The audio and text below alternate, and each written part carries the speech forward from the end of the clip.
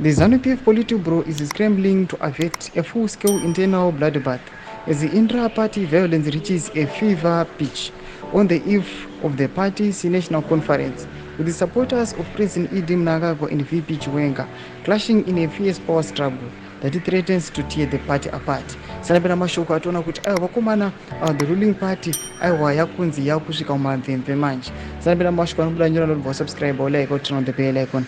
Tipina panapa munomubuda mubva muchinzi.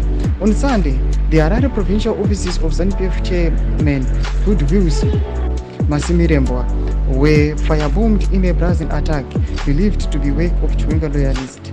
The assailants opposed Mnangagwa's plans to extend his rule beyond his 2028 constitutional mandate, also poured petrol on one of Masimirembwa's security personnel and set him alight. The agreement sources say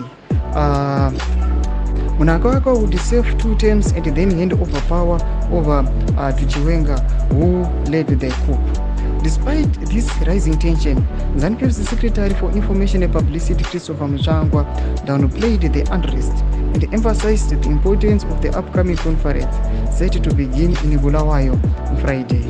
Conferences are very important because ZANU-PF is a party with structures, Mnangagwa stated. When people come to the conference, we are taking stock of our party policy.